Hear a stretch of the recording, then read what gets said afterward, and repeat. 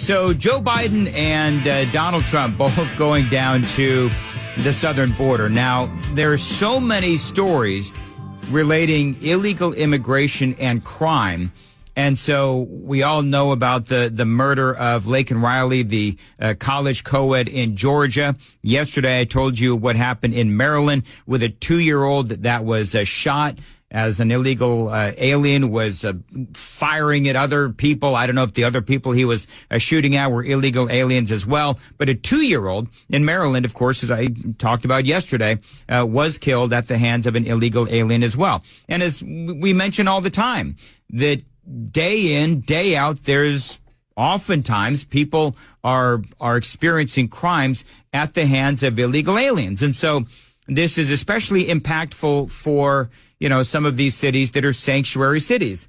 In Athens, Georgia, the mayor there, a guy by the name of Kelly Darrell Gertz, he is trying to peddle this theory that crime is not related to illegal immigration. Listen to what he says. In the main, I caution against conflating immigration and crime. The data demonstrates that the two are not connected. Because the impact of federal immigration policy on localities has been under such consistent discussion in recent months, I do want to say a few words about this. It's my 18th year as a local government policymaker, and my work has overlapped with 4 U.S. presidencies and numerous iterations of Congress. All of them have failed to reach agreement on how to handle immigration. Right. So, of course, this guy, a Democrat, and he is trying to say, well, the Republicans haven't done anything either. Memo to Darrell Gertz, Kelly Darrell Gertz, mayor out there in, I guess, Athens, Georgia. Republicans had the border pretty well under control under Donald Trump. So that's a nice try.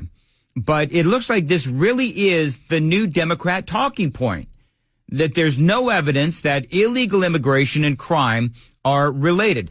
This is what the Washington Post wrote. I think this was this morning. There's little evidence that immigrants or even undocumented immigrants cause more crime. Still, there is enough ambiguity in the data, or so little hard data, that it's difficult to point to conclusive findings that would change opinions. Well, I don't know where they get that opinion from. I don't know where the Washington Post gets that, has the ability to write that, because the Department of Justice has reported that 64% of federal arrests back in 2018 involved non-citizens, despite them comprising only 7% of the population at that time.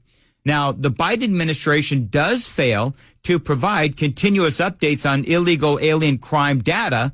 Conveniently, Texas Department of Public Safety does. They've got a running database of such incidents, and they showed the exact opposite of what the Washington Post is reporting.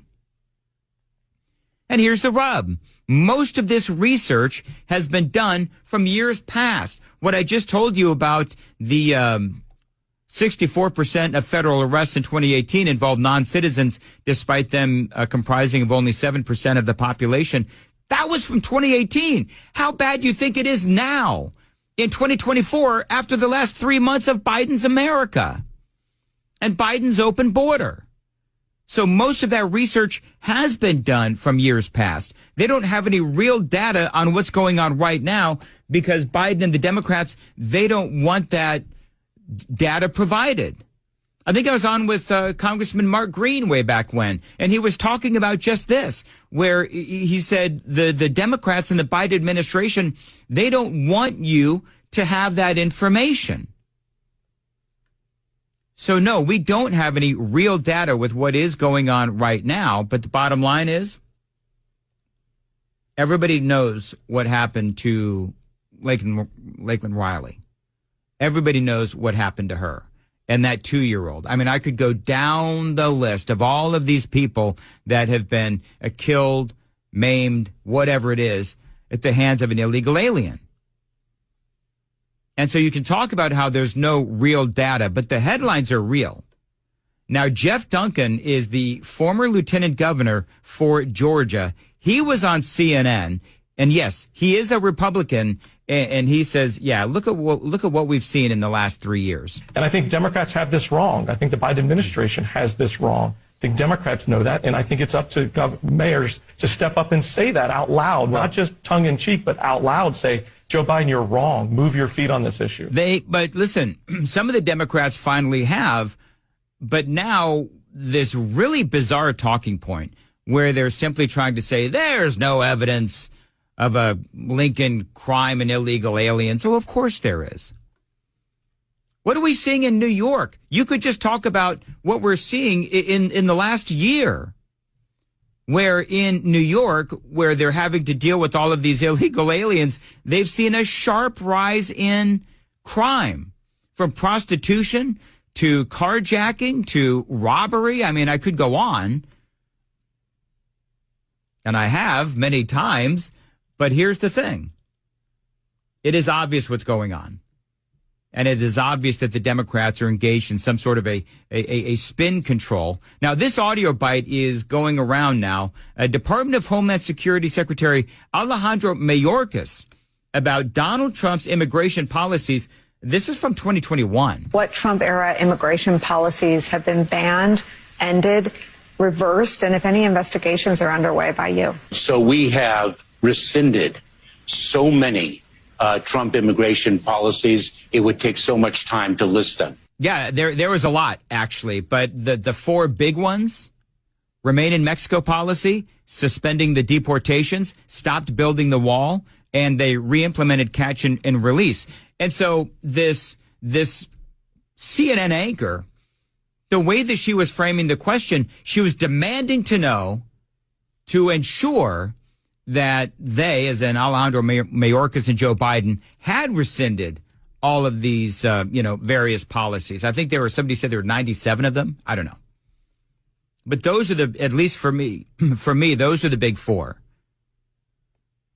And so that audio bite doesn't age well, because clearly that was the beginning of the end as it relates to illegal immigration. And so now you have Donald Trump and Joe Biden going to the southern border. Now, all of a sudden, you do have the president trying to say that he is tough on crime. Seems silly, right? That Joe Biden is actually going to try to brand himself as the tough on crime president. You know, this is the guy who leads the party of defund the police, open borders, and bail reform.